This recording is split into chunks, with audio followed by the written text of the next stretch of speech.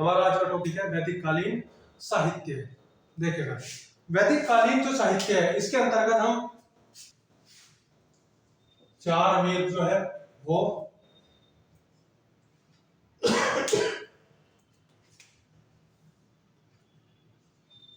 ब्राह्मण, आरण्यक और उपनिषद ये आते हैं। इसके अलावा वेदांग है या पुराण है या फिर स्मृतियां है, ये सब जो है ये उत्तर वैदिक काल में आती है। इसलिए वैदिक काल इसकी हम बात कर रहे हैं, उसमें सिर्फ इन चार तरह के साहित्यों को हम रखते हैं। इनमें प्रमुख है वेद। वेद चार है। देखिएगा वेदों के जो रचयिता थे वो महर्षि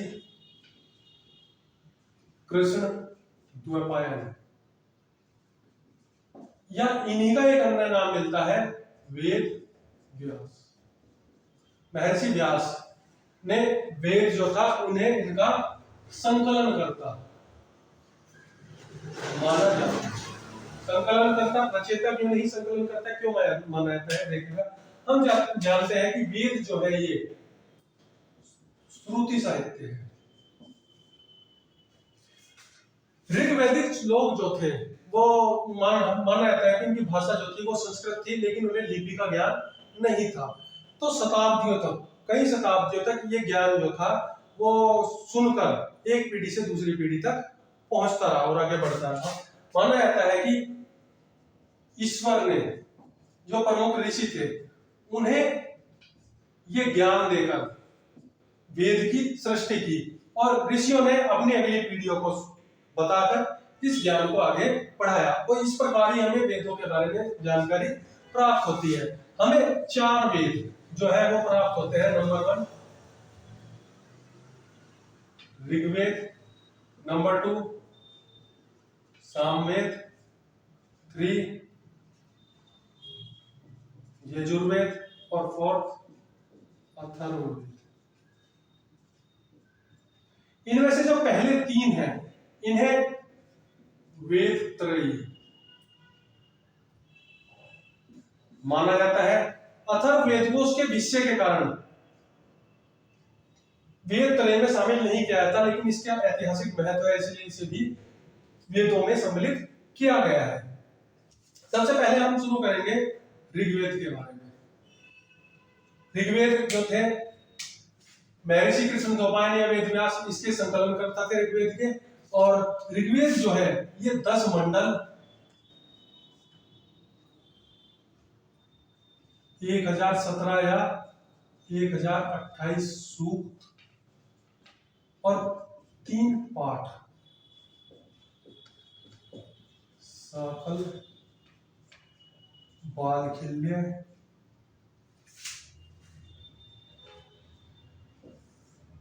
और वास्कल इनमें बटा हुआ है।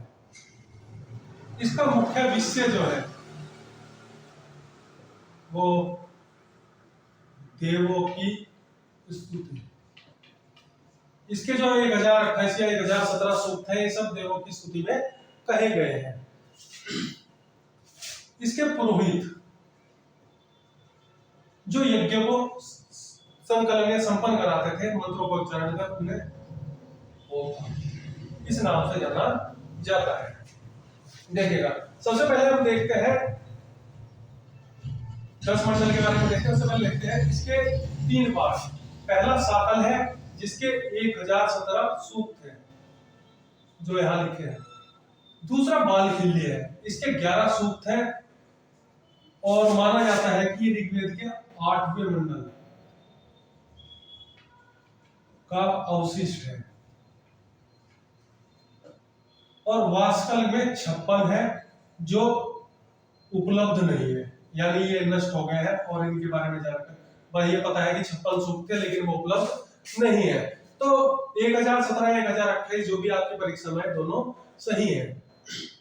उनमें से 1017 सूक्त जो उपलब्ध है साकल के हैं और 1011 सूक्त 8वें मंडल में है जो ऋग्वेद की इसके लिए 10 मंडलों में से 8 मंडल का अवशिष्ट है वो इसमें सम्मिलित होकर 1028 सूक्त जो है वो हो जाते हैं। क्योंकि इसमें देवों की स्तुति की गई है तो इसका विषय जो है वो देवों की स्तुति है, और इसका प्रथम मंत्र जो है वो अग्नि की स्तुति में कहा गया है। ऋग्वेद का पहला जो मंत्र है वो अग्नि की स्तुति में कहा गया है, और पुरोहित ज्योतिष के होता। लेकिन अब हम इसके बारे में जानते हैं, इसके मंडलों के बारे में जो है। प्रथम मंडल जो था इसके संकलन करता मधुर छंदा,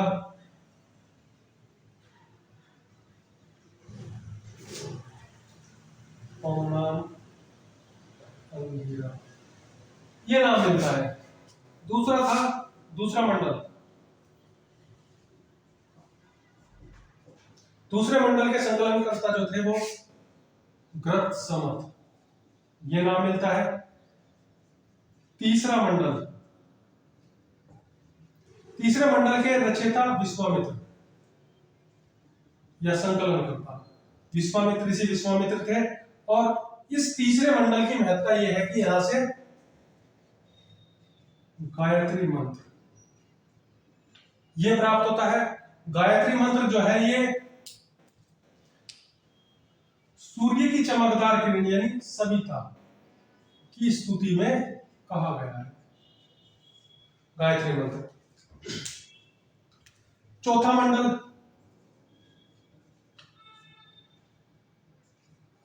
ये ऋषि वामदेव जो थे उन्होंने संकलित किया। इसमें 24 सूक्त है और ये सब कृषि से संबंधित है। पांचवा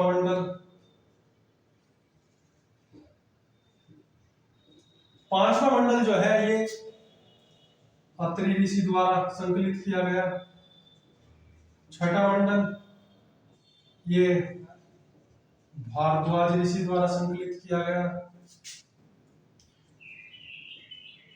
सातवां मंडल ये वशिष्ठ ऋषि द्वारा संकलित किया गया। दास राग के युद्ध जो है वो इसी से प्राप्त होता है, सातवें मंडल से। आठवां मंडल ये कण्व ऋषि द्वारा लिखा गया।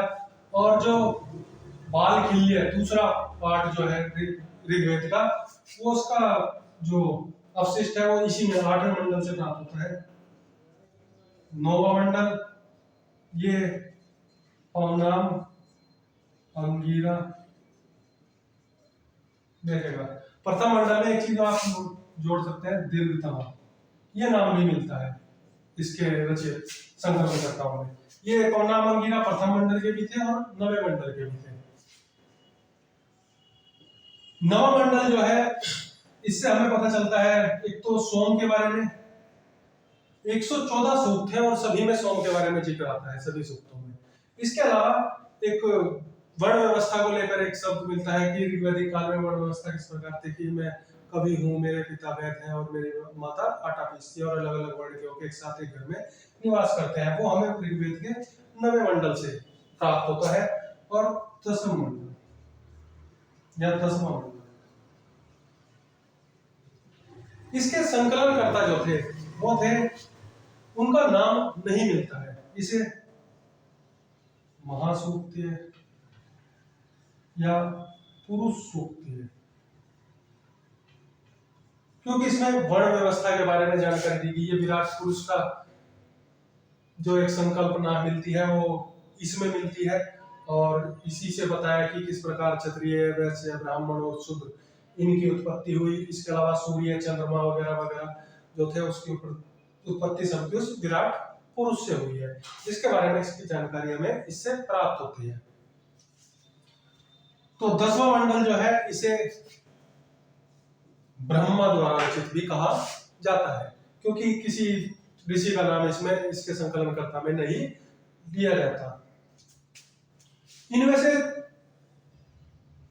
दूसरे से 7वें तक का ये जो मंडल है ये पुराना, इन्हें ऋग्वैदिक काल का माना जाता है, लेकिन पहले 8वें और 9वें मंडल को,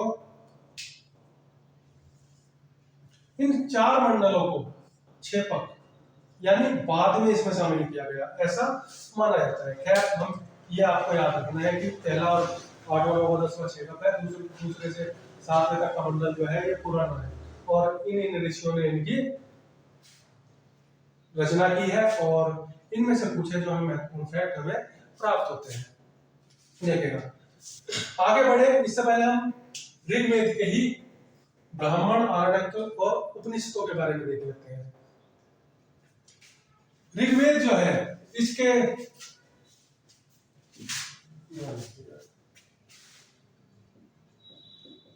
इसके ब्राह्मण जो है वो ऐत्रेय और कौशिक की है। ऐत्रेय जो है इनके जो रचयिता थे ऐत्रेय ब्राह्मण के, उनका नाम था महिदास। महिदास की माता का नाम था ऐत्रा। उन्हीं के नाम पर इन महिदास का नाम ऐत्रेय हुआ, उन्हीं के नाम पर इसके ब्राह्मण का नाम ऐत्रेय ब्राह्मण पड़ा। ऐत्रेय ब्राह्मण से हमें जल प्लावन व सोमयज्ञ इसकी जानकारी जो है वो हमें प्राप्त होती है। कौशिक की ये कुशितक ऋषि जो थे, इन्होंने लिखा था, उन्हीं के नाम पर इसका नाम कौशिक की ब्राह्मण जो है वो रखा गया। इसके बाद देखिएगा आगे बढ़े पहले देखिएगा ब्राह्मण जो है ये वेदों पर ही सरल टीका है, यानी अनुवाद किया गया। टीका का मतलब अनुवाद, सरल भाषा में जाके आम जन उसे समझ सके, वो सरल अनुवाद उनका किया गया है। दूसरा है आरण्यक। ऋग्वेद के आरण्यक हम पढ़े, उससे पहले आरण्यक के बारे में देख लीजिएगा। आरण्यक क्या है? ये है वनों में लिखा जाने वाला साहित्य। ये रहस्यमय दर्शन से जुड़ा हुआ है, इसका मुख्य विषय। इसके अलावा उपनिषद, उपनिषद का मतलब होता है गुरु के समीप बैठकर ज्ञान प्राप्त करना, ये इसका अर्थ है।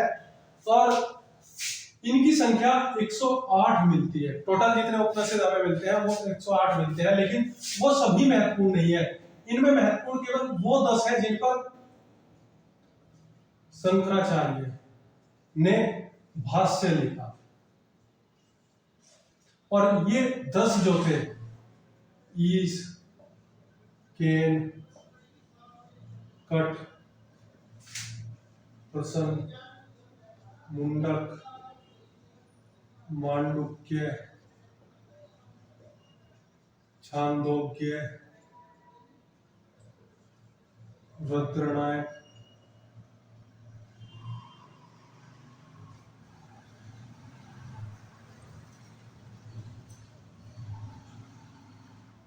तैतरीय और ऐत्रेय, इन ये जो 10 उपनिषद जो है प्राप्त होते हैं, इन पर शंकराचार्य ने भाष्य लिखा और यही महत्वपूर्ण है। यहां से हमें जानकारी प्राप्त होती है उपनिषदों के बारे में।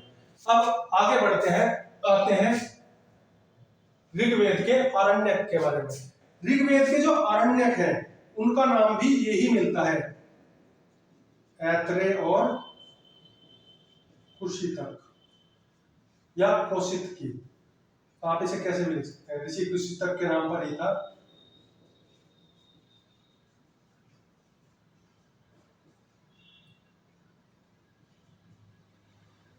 यही इसके ब्राह्मण है, आरण्यक है, और यही नाम इसके उपनिषदों का भी मिलता है ऋग्वेद के।